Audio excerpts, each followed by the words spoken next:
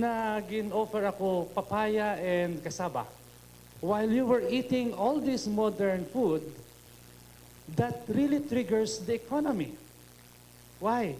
Because when they offer or give you kasaba, banana, you're helping the farmers. You will be having a good lifestyle. You will be having a good health. That later on, that food will no need medicine, but it will become a medicine for you. 24 years from now, if we will restore our traditional lifestyle, we will achieve this. With regards to education, if you will ask all these leaders in the country, kung ipakumparar mo sila, ano ang gusto nila, subong or sanguna, they will still prefer to live before. Hindi ba, sir? Because in education, lain ang direction. But now, it's different. So what I'm trying to drive here is, we need to restore traditional lifestyle in order to achieve this ambition natin 2040. Look at Korea. They have still norms, customs being practiced centuries ago. Look at Japan. Still, traditionally, people practicing all those customs, traditions, but in terms of economic development, they are modern. We need to follow that footsteps. The reason why World Health Organization and United Nations failed to achieve the health for all in 2080 because of the modern lifestyle that started to 1960s up to 1980s. We Filipinos will achieve this goal if we will restore the traditional way of living. For example, what is the problem in Manila? Losing 1 billion peso every day because of traffic. But if we will restore this traditional living, one house, one car, lahat, tanan nga family ara nag-reside, you see? Males ang car necessity, males ang place where subong makita mo, damo sa isa ka family, anom ang balay because ang isa ka bata, may balay dito, may balay dito. Look at the technology that we need. Ang isa ka Pilipino, subong may ara duwa ka cellphone. So this is the modern lifestyle that causes sa aton nga mission and vision nga hindi ma-achieve. Because this is really what I see. I am just 41 years old. But it's up to the personality and perspective we see things. I want to have a modern economy. I want to see and experience modern life.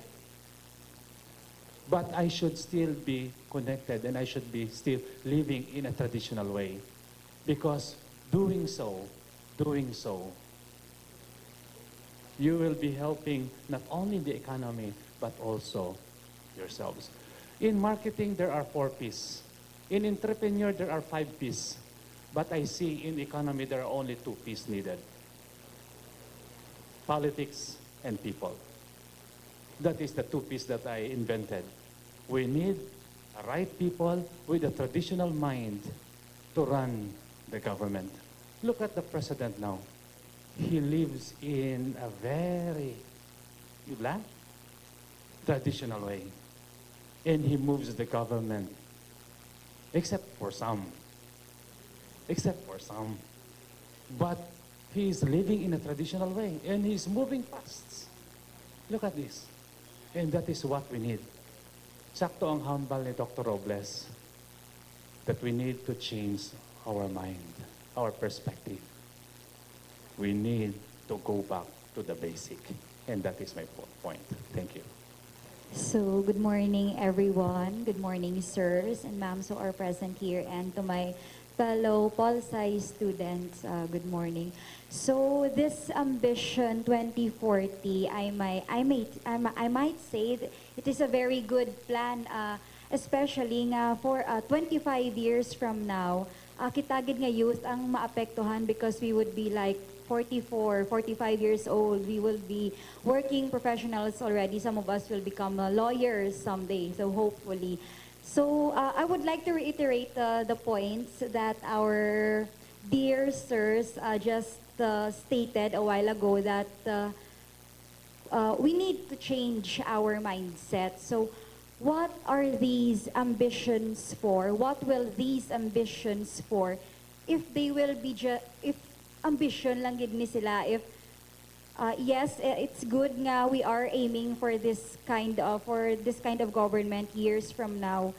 Pero how will we do it? How will we move? Especially for us sa aton nga youth. So as a representative from the youth, aminon ko nga, if ang knowledge ko is quite contained lang danay from what I know, just it's because I'm still a student. So I believe nga we cure an ailment not through its symptoms, but we cure ailments from its root cause.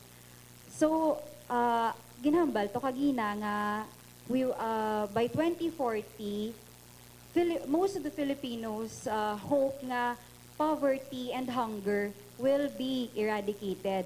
So eradicated, it's such a big word. So isn't it too ambitious nga by 2040 wala na gid man sang imol, wala na gid man sang mga magutom? So in my own opinion, no, the root cause of this would be, if we really want for our economy or our government to flourish, let's focus on the minor details. It might be minor or the basic problems, but also as major problems man ni sila. Just like sa youth nga nag-aapekto gid kanaton nga, I know you will agree with me, is ang high percentage of teenage pregnancy, di ba la?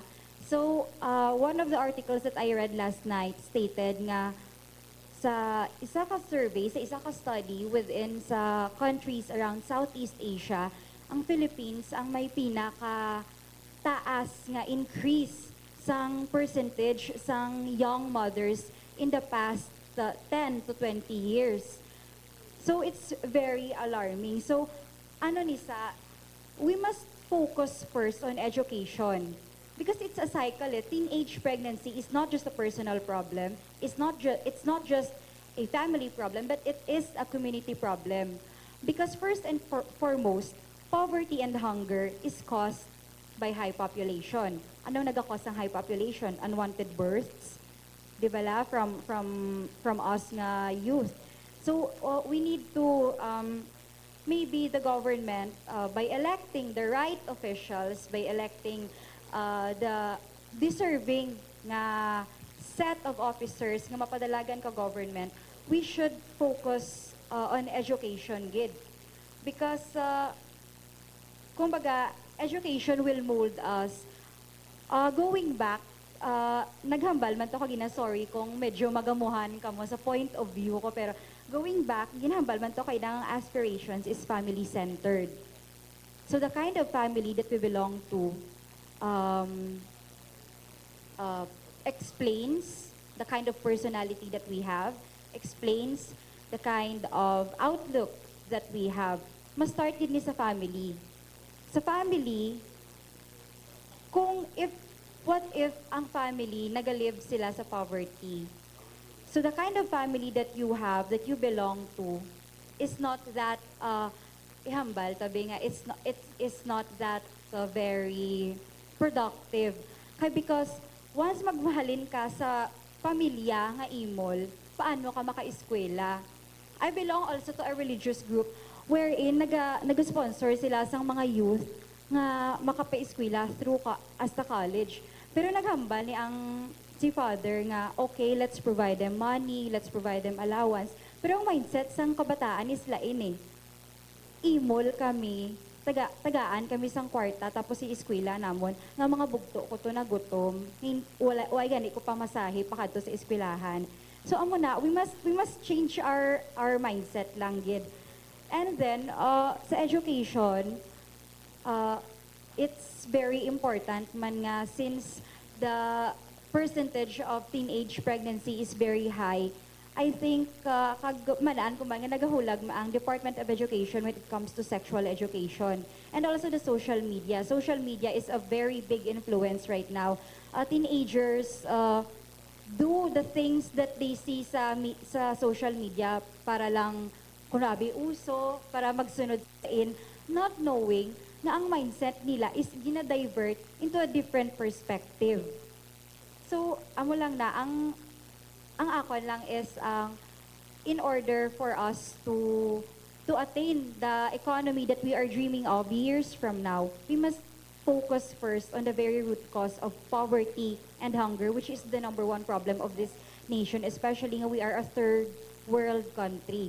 So with the right education, with the right mindset, and of course with the determination sang administrations man, because this will be 25 years, so how many administrations will ang maagi pa sa amo ni nga program. So it's very important, good. So I guess wala na. Thank you. Much our panel of discussants, no? Ms. Tumulto, Dr. Palma, Dr. Bless, and Sir Palmares, no? Those insights, I believe, actually contributed to the inputs given to us by our presenters at the NEDA. And I believe you have also insights to share and also some questions I think that you want to be clarified with, especially with regard to our presenters. You know, it seems that we are right now and the NEDA, and I think many of us would like to paint a good picture of the country by 2040. No? I could imagine myself by that time I would be 69 years old, no? 69, though it's still a good number. Yeah, nonetheless, no? In any case, of course, it's 11:38, and after this we'll have a lunch break. Lunch break ba, or we have a press conference? Yeah, dito, no? So we have around 20 minutes or so for this open forum. First, let's have some, of course, I would like to thank the participants also for their patience, no? Very intent listening a while ago, no? As our presenters went along with their presentation. So for our ground rules, very simple. Please, if you want to ask a question, please state your name, of course, your affiliation, and your organization, of course, no? And you can proceed with your main question and one follow-up question.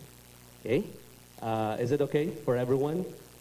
So that we can maximize the interaction coming from the participants. And please address your question to our panelists whom you want to respond to your question. So who's gonna shoot the first question? Sir, we have a microphone there. Ikaw pila 69 pag 2040, ako 80. Sige sir, good luck. Sige, no yung agagit sir no, sa tanan. Siguro i-open ko yung akon nga not hindi pa gani nga pamangkot yun no. Maka-interact lang ako sa generally sa mga statements.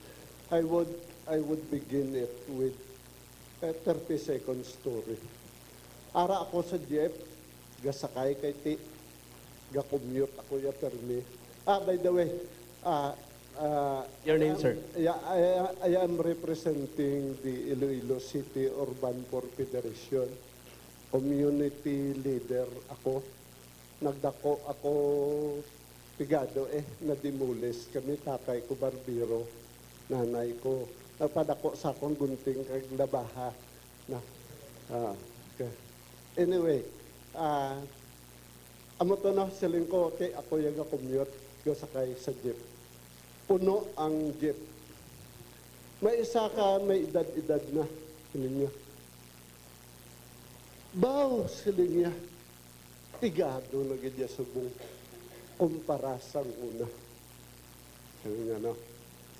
Which, to me, ang ga-create siya, talking about the mindset, no? Ga-create siya sa mga pasayro, san sina nga mindset, no?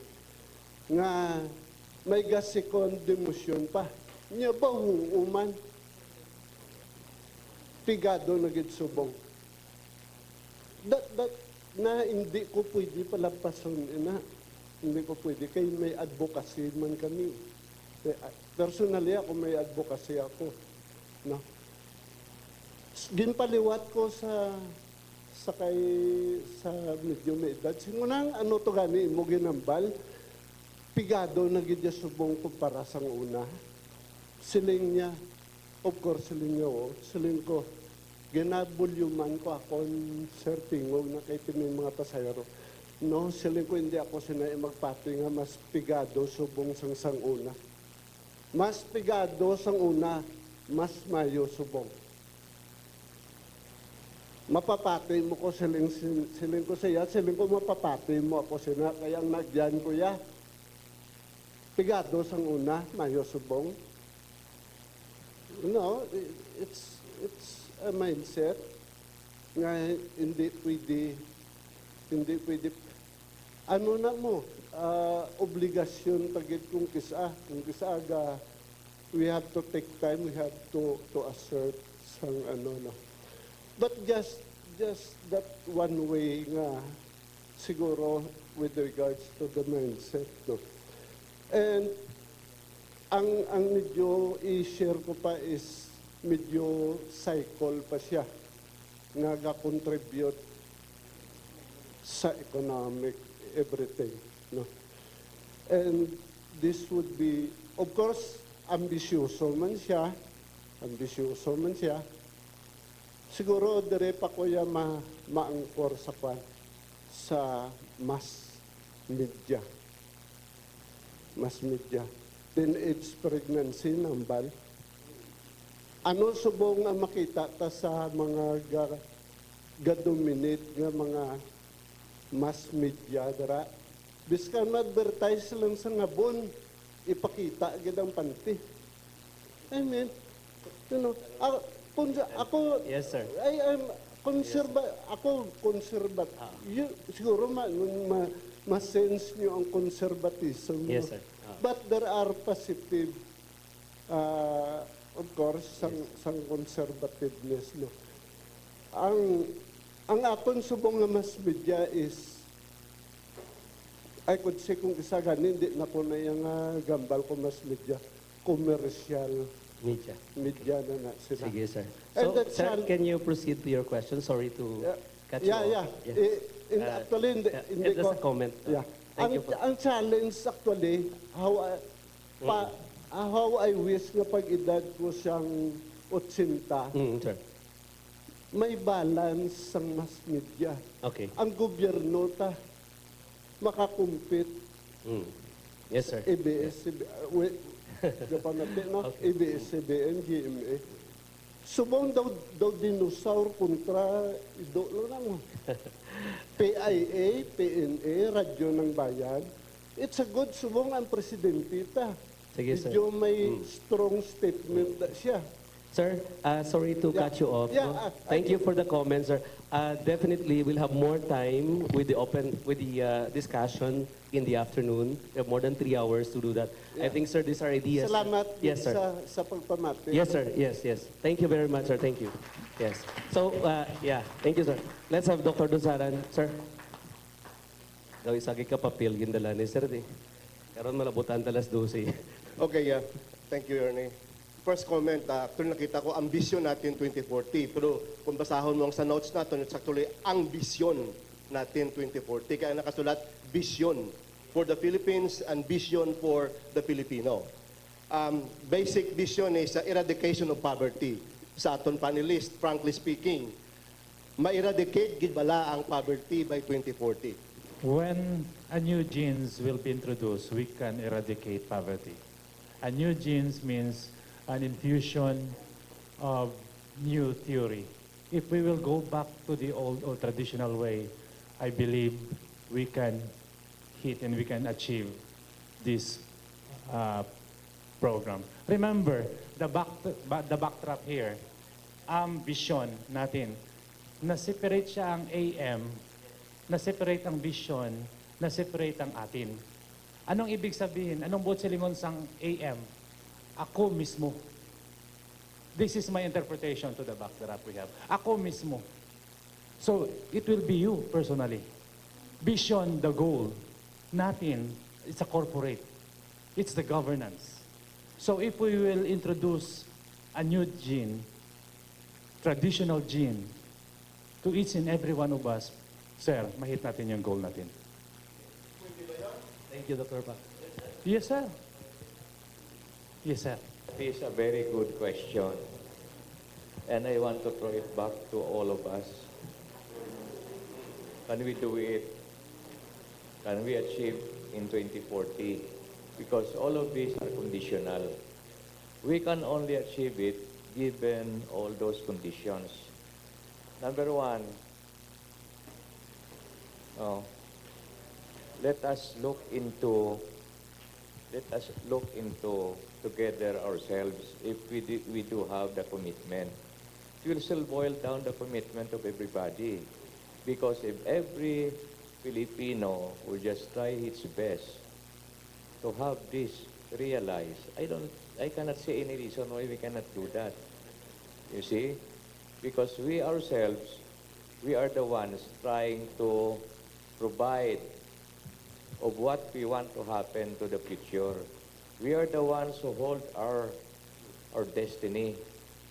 So, I think we can do it from the positive side, but with other conditions. And number one, if we really strive hard, hard work, you see, sincerity, honesty in government, to minimize, if not eradicate, graft and corruption, that we Filipinos, we try to provide a helping hand, especially to the poorest of the poor.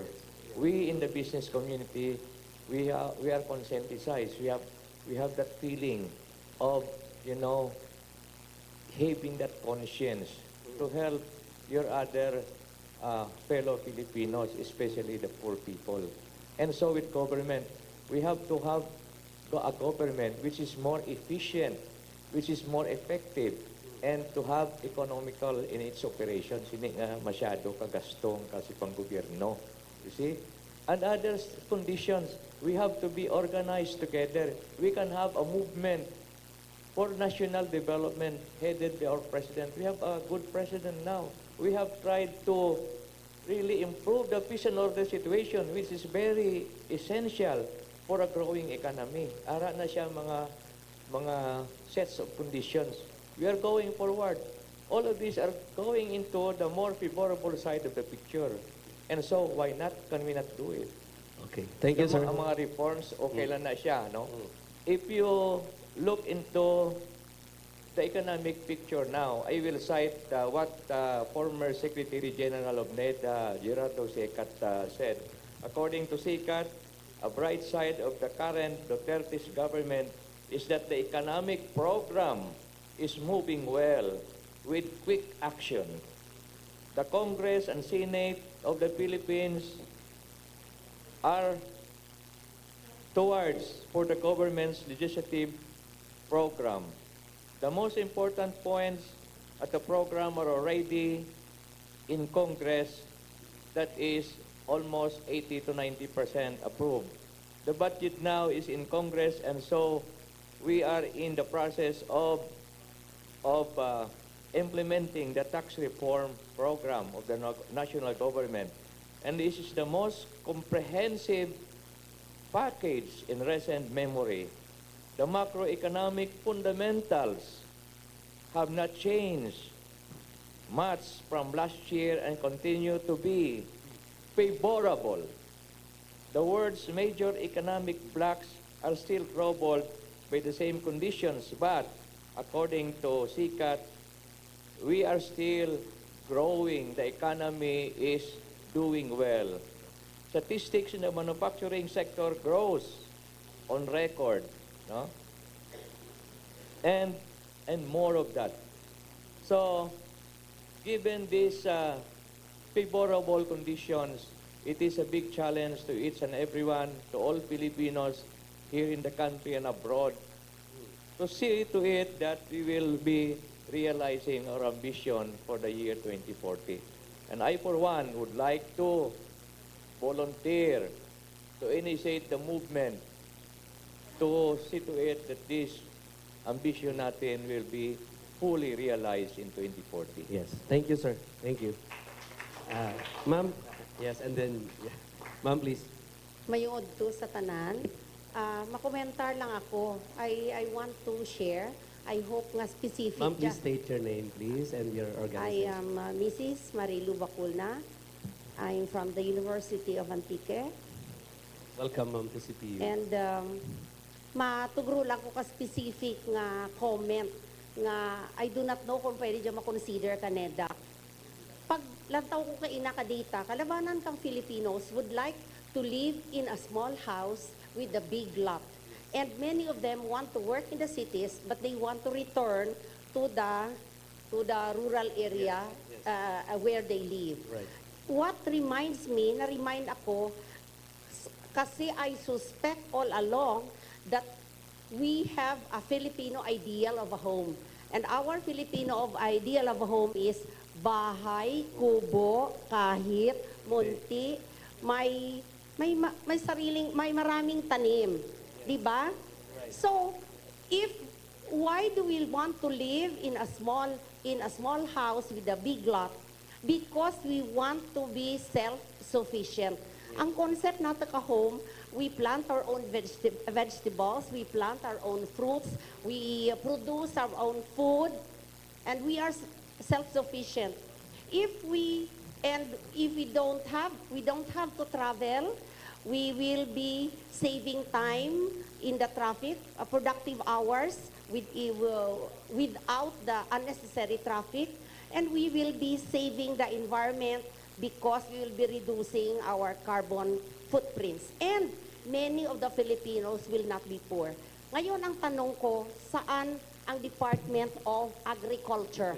Kasi wala nang kumukuha ng agriculture ngayon kasi wala sa mga youth ang gustong maging farmer Meron pa kasi we all know na pag farmer ka, mahirap ka. So there is no impetus on the part of the government to develop the agriculture sector. Of course, we will agree na dapat mag-invest tayo. I do not know. Please give me a little time. 2 weeks ago, I went to Tokyo, Japan, and just outside Narita Airport, I saw a lot of greenhouses na ang produkto lang ay kamote. And we went to Kawagoe where they retain the traditional houses there and the roads are small.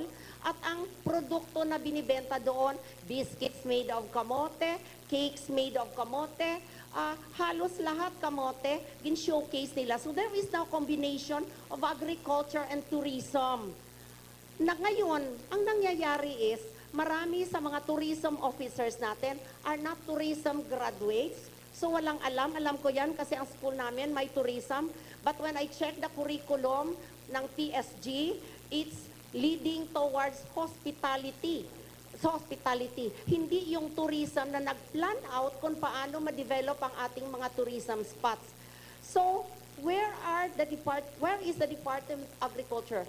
Ang agriculture, DA, palaging may seminar, palaging may conference, wala ng contact with our poor farmers who need their help in order to develop the small land that they have. Kahit konti lang ang land mo, if the production is maximized, siguro walang poverty. Salamat Thank you po, po. ma'am. Thank you po. I'm Peter Sobrevega from the Department of Agriculture, representing our Regional Executive Director. Ma'am. Sir, I hope you're not from the ATI. No, That's I'm the not from the training. ATI. From DA. I'd been the Provincial Veterinarian of Antique way back 1982. For 2 years, sa Antique ako. Si Dr. Magdato ng bulo sa ako. Okay. Ang hamba ni ma'am, medyo tayo nagkakwaan sa agriculture. But hamba ni Dr. Lusaran, subong nagadamo. Because ang una, sang i-devolve ang services sa DA, sa local government units, wala gintagan importansya ang agriculturist. Sa Office of the Municipal Agriculturist, anong ara na? Commerce graduate, may nursing, may teachers, may amo na. Wala gin professionalize ang agriculture. So nga makuha ka sa agriculture, kay even in the government, sa employment, wala ginatagan priority. But now, ang agriculturist may exam. gina-professionalize na. Hindi ka mag-permanent sa certain position sa DA kung wala ka nakapasar sa board exam. So, amo na mo nag-amatamat-damo na. No? So, kung nataon mo, it all depends on our leaders also. Kaya ang Department of Agriculture, ang retain lang ang functions ng DA is are research and regulatory.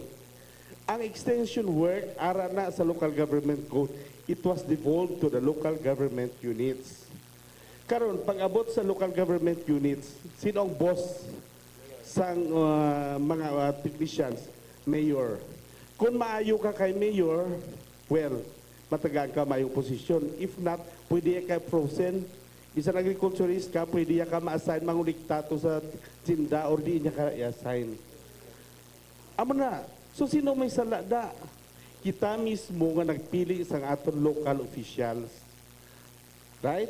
Kaya ang extension services is a devolved function. Wala na sinahand ang national government. So, amo na, but we are hopeful na with the professionalization of the agriculturists, the fisheries, no, may board na sila, hopefully ma-improve din natin. And another thing I'd like to, ang ginambarka ng President Robles, no, regarding bala sa land reform, although I'm from from the government, nga kung may tulutong-on mo ang duta, daw ang iya commercial, hindi ka makaproduce commercial scale. No? Kaya kung 1 hectare, 2 hectares ka lang, paano ka mag-mechanize? Paano mo ma-modernize ang imong nga agriculture practices dira? Pero kung we are trying to improve a large tract of land, no? Yes. Full mechanization mahimo naton. And of course, may kapital, tapos ara ya, usually ang may maka-hire kita sa mga technical people who could perform the expected job, di ba na?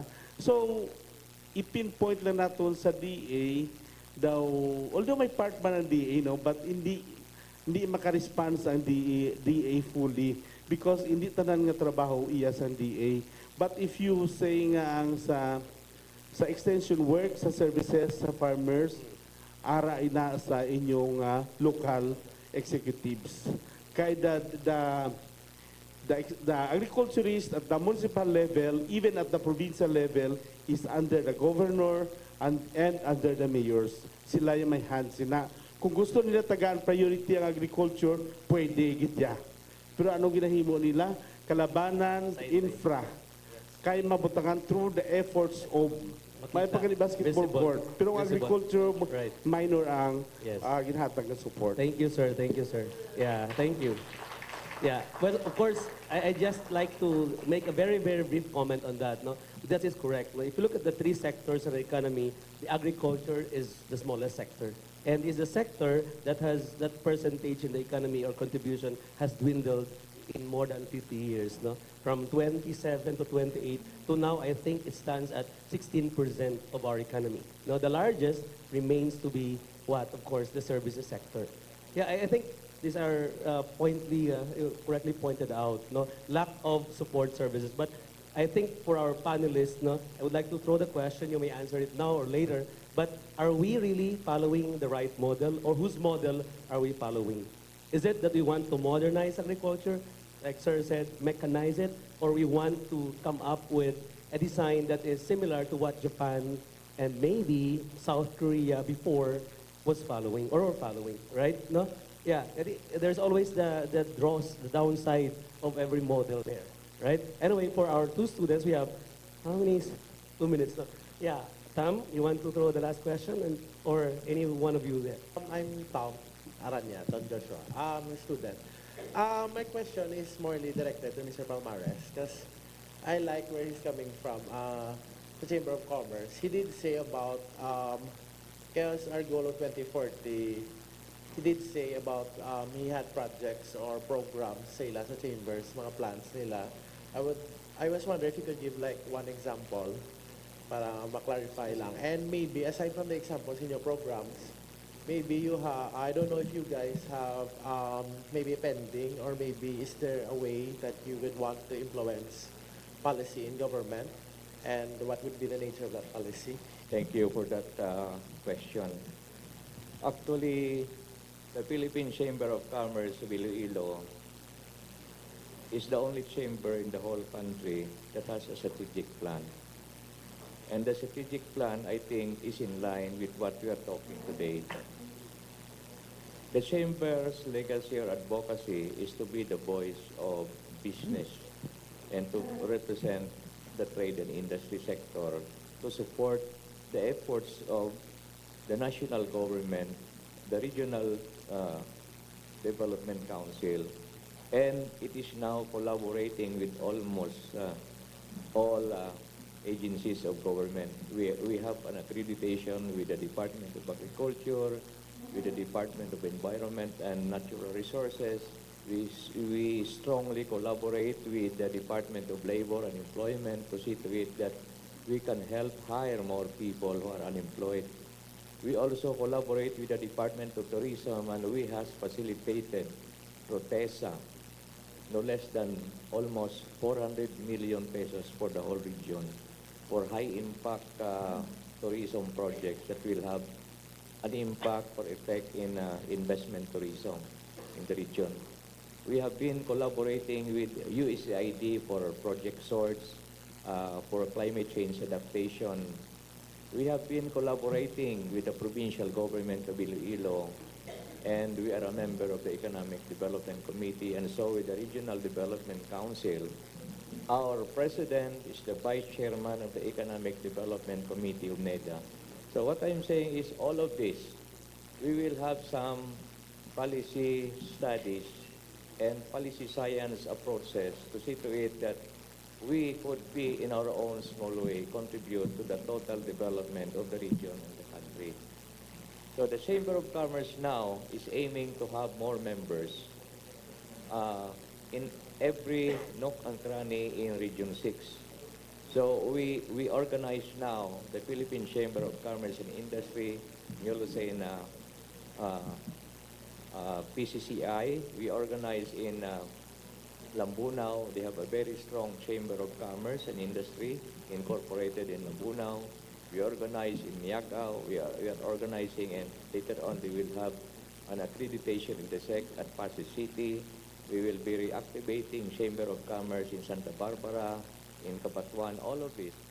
So meaning we will try to see to it that this chamber will be dynamic enough to be the voice of business and industry in Region 6. Now, what are our other goals? We see to it that you and me and everyone who wanted to be entrepreneurs would be integrating with our society, because we believe that this country economically will improve if we will have more entrepreneurs and we will have more successful. Sir, just one interrupting question, sir. No? How does the PCCI interact with one of the largest farmer groups in, I think, in the province? It's P4MP, if I'm not mistaken. Yeah, P4, ano ba yun? P4MP. Is that right, sir? Yeah. Sir, how do you connect with that? Because it's very specific, yes.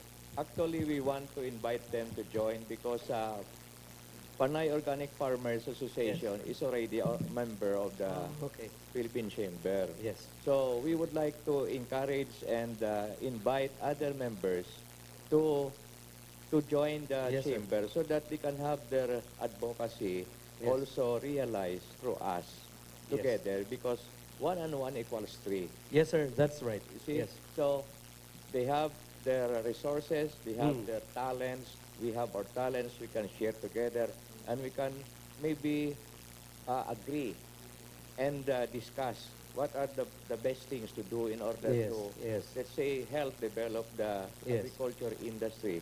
Right. Because we know a lot of, policy support and direction in the agricultural sector, including the subsectors of the agriculture. We're not talking only of crops, we're talking about livestock.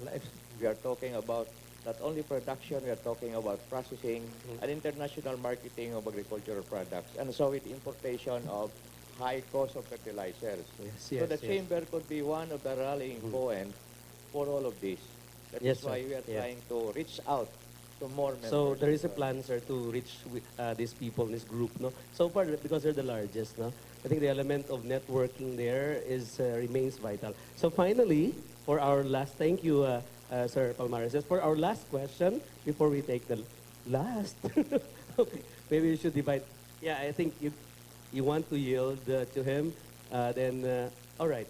Yes, that's Mr. Aizon. Speakers, I'm Jay Dyson, Okay. student from CPU. I have a question on Dr. Palma.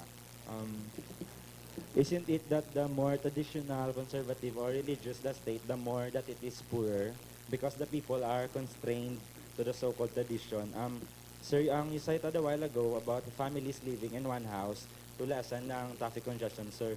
But it is also not, are we not creating another problem because we are hindering the opportunities and progress of people to grow and find more opportunities in other cities as well, sir? First, about the first point that you want to raise, is about traditional, the religious, social. Actually, what I mean there was we need to have a modern economy, but run by traditional lifestyle people. So when you say lifestyle, it talks about diversities of capacity of a certain individual. So hindi lang siya belong to economics or economy or business, but on his or her way of living. That is the point there. When I present this point, because I found out in other countries, I was sent by Department of Agriculture in Singapore, Sri Lanka, and other countries to observe why we have some buying of rice to that particular area, where in fact they have a very small piece of land compared to us. Dito ko nakita nga, in a traditional way, they are still living in the same house, but they are very much modern than us. So that is one way na nakita na ko nga daw effective. Like for example, Japan. And I will be traveling this next week in Malaysia and also in Taiwan to observe this program. So may ara siya nga benefit ang traditional way of living because dara mo siya nakita ang approaches on certain issues. Like for example, in terms of education. Okay? In a traditional way, mas preferred Japon sa Filipino ang traditional old way of education compared to now. Of course, there are advantages and disadvantages. But we need to have a traditional way of living, not only sa education, but also in our lifestyle. Also, for example, the traffic that I've mentioned. Okay. In Manila, grabe ang effects ng traffic. Not here in Iloilo. Because mas damo ang vehicle sa lakyan sang sa area nga ara sa subong. They are increasing the numbers ng vehicle and permanent ang number of square meter sang area. But if we will go back to our traditional way, or if we will introduce a new gene to all Filipinos to patronize our own way of living before, actually, amo na nga anangin unique ang Filipino. When you go to other countries, they still nauna-una nila nga ang Filipino still living in the same roof, in the same family, biskan 3 or 4 na. What I mean in this position is, ma-neutralize mo ang pag-expound, pagdamo sang ibang nga mga facilities, like vehicle for example. Kung may isa ka family, may isa ka vehicle, sa kabilugan, sang sa subong nga may 3 ka vehicle sa isa lang ka balay, na it's just only a portion of a family. So may ara na siya nga pros and cons, but the way I see this, not only on a specific issue, but as a whole, nga may ara ta nga malabot kung ang aton nga direksyon ina nga economic, modern economy, but it will be run by a traditional way of thinking or lifestyle. That is really the point that I just want to raise. Because damo sa modern countries right now, but it's still practicing the traditional way of living. And I've mentioned that Korea, Japan, other countries in Europe. But here, the Philippines, we are westernized people. Kagamu na nag-pull sa aton back. It's the culture. Like for example, I mentioned bago lang ang food. The food that needs medicine later on. How can we achieve this goal if we will become sick after 24 years? But kung ang Pilipino nagapatronize ang native food like saging, kasaba, you're helping the agriculture sector and it will become healthier sa imo nga naga-consume. And that food doesn't need medicine at all. And it will help you to attain your goal after 2040. Well said, Dr. Palma. Thank you. No? Yeah, I think that's the most popular saying among Japanese. You are actually alluding to them. No, they come from a rich country, but they live like poor people. In fact, very, very thrifty people. No? So thank you very much. First, I would like to acknowledge our speakers. Of course, let's give them a round of applause for the animated exchange. No? And also to you guys, no, for the wonderful ideas. I know that we don't have enough time, so, but of course there will be a group discussion this afternoon, wherein you can elaborate further in your point. I would like to call on Ma'am Lenny, Dr. Lenny Mucho, to give our our discussants, no, their certificate, of course, for their time, their ideas and insights, no, and their presence this morning. Now the certificate reads, I'd like to read this for all our speakers. No? The National Economic Development Authority, Central Philippine University, and Knowledge for Development Community awards this certificate of appreciation to Mr. Peloteo Palmares, no, in recognition of his valuable contribution as the Speaker of the Ambisyon Natin 2040 Public Forum, held on 11th October 2016, given this 11th day of October 2016 at the EMC, Central Philippine University, Haro, Iloilo City. Signed, Ms. or Dr. Nerissa T. Isguera, Director, Development Information Staff, National Economic and Development Authority, and Dr. Teodoro C. Robles, President, Central Philippine University. Thank you very much, sir, for your time and ideas. The same certificate is given to Dr. Joel O. Palma. Sir.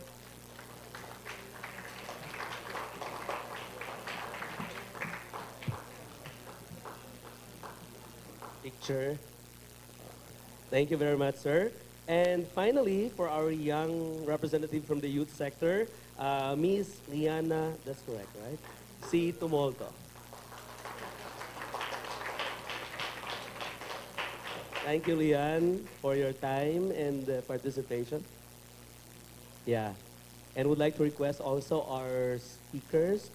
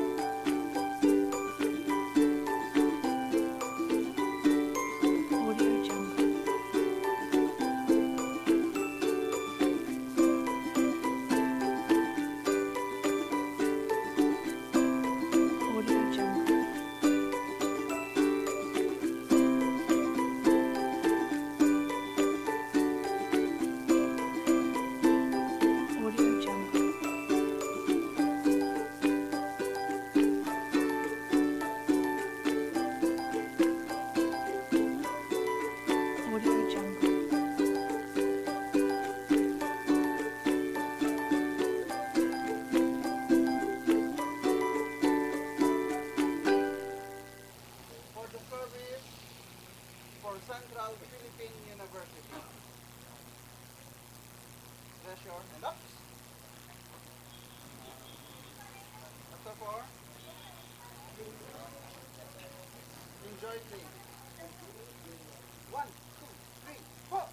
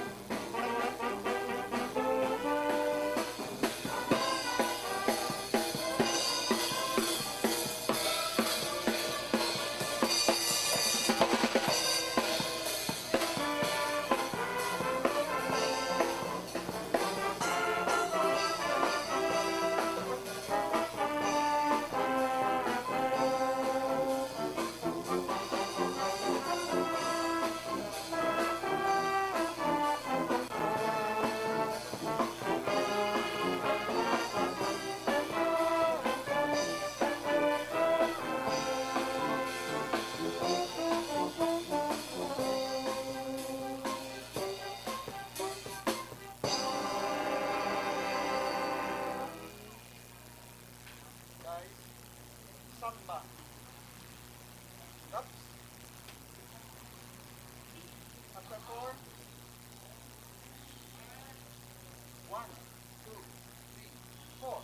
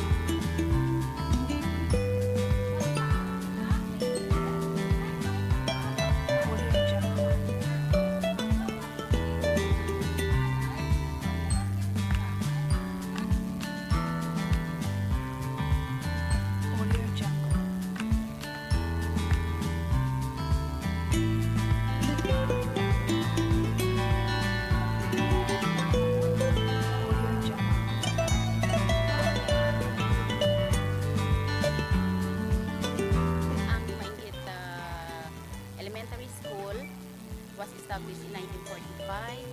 No, it was a multi-grade school before I came over last 2012.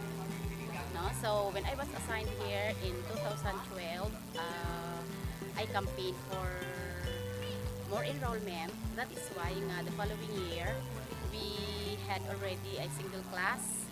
So there were already 4 teachers, and then we applied to the division office regarding the opening of the grade 5 and grade 6 last year. So we had our first closing exercises as complete elementary last March 30, 2016. So we have, as of this time, 115 from kinder to